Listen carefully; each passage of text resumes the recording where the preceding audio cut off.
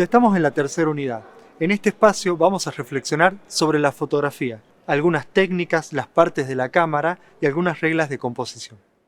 Al final de la unidad encontrarás un foro para consultas y una autoevaluación, también una invitación a la clase sincrónica.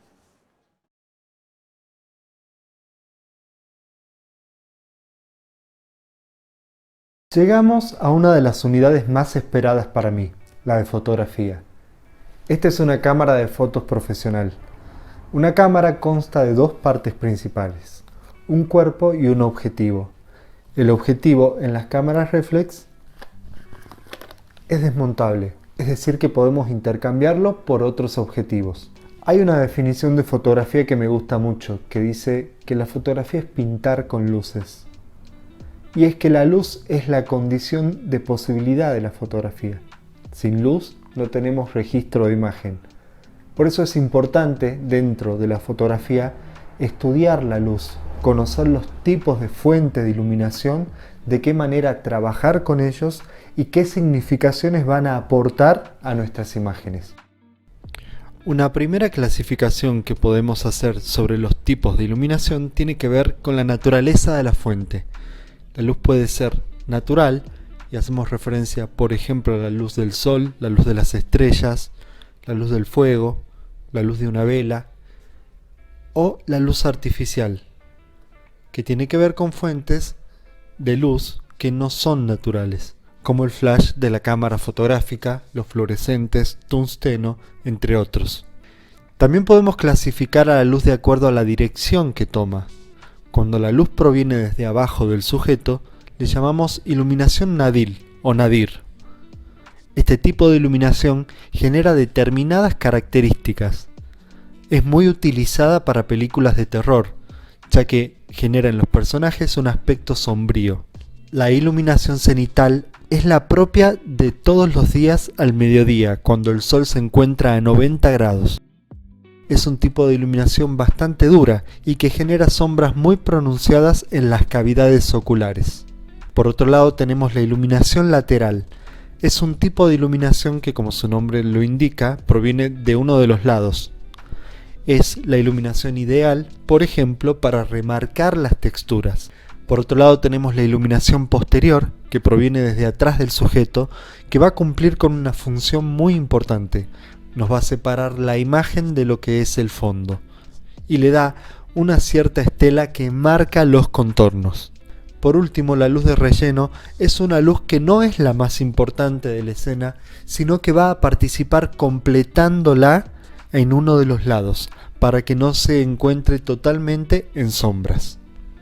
La fotografía fue cumpliendo diferentes roles en la sociedad y en las artes a través del tiempo.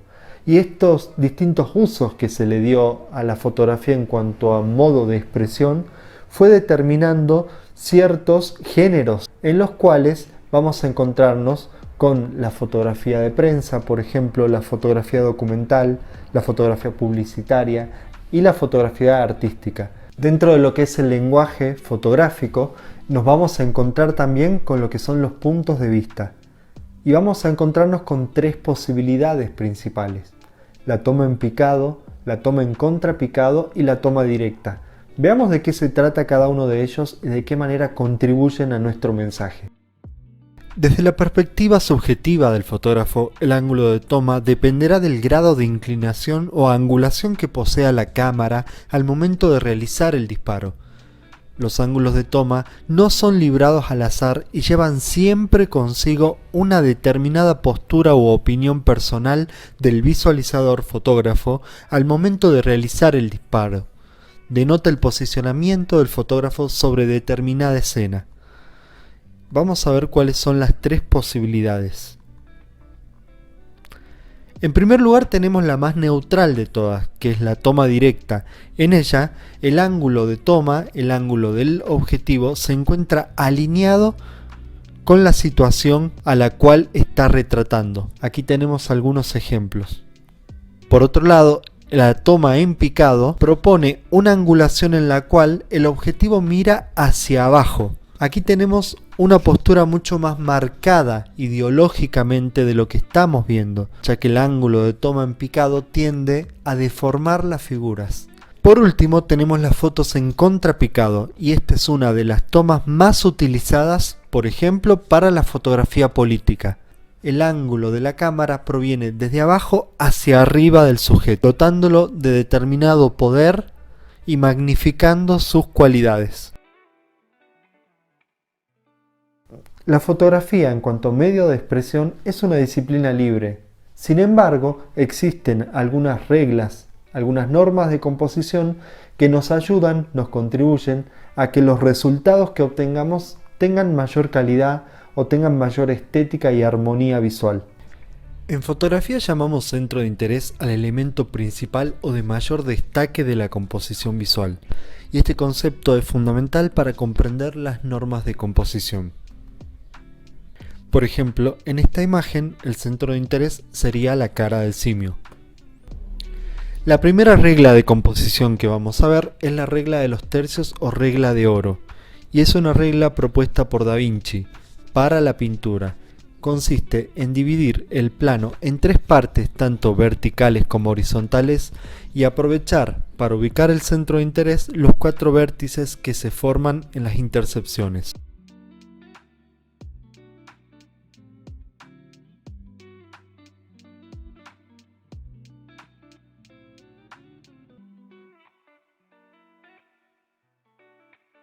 Por otro lado tenemos la regla del horizonte, y este es uno quizás de los errores más frecuentes que cometemos los fotógrafos amateurs, y consiste en ubicar a la línea del horizonte por encima o por debajo del centro de la imagen. Aquí tenemos algunos ejemplos de cómo debería estar ubicada.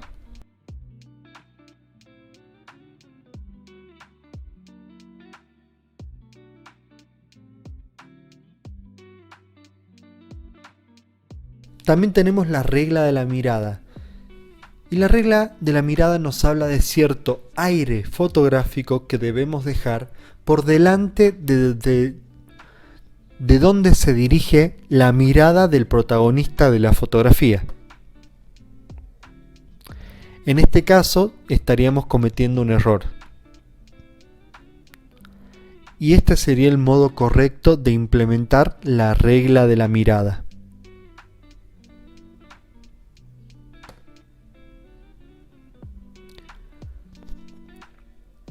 Por otro lado tenemos el equilibrio, que consiste en compensar los pesos visuales tanto de un lado como del otro de la imagen.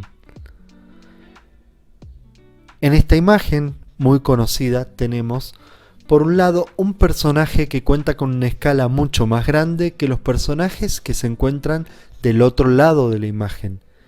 De esta manera se produce el equilibrio, compensando los pesos visuales tanto del lado izquierdo como del lado derecho. Es importante saber, conocer cuáles son los principales controles de una cámara fotográfica. Uno de ellos nos va a determinar la velocidad, es decir, la posibilidad de capturar el movimiento. A este mecanismo se lo conoce como obturador. Otro mecanismo que resulta fundamental para el ingreso de luz a la cámara es el diafragma, que no se encuentra en el cuerpo sino en el objetivo, y que va a determinar qué tan grande va a ser esa apertura por la cual va a ingresar luz a nuestra cámara.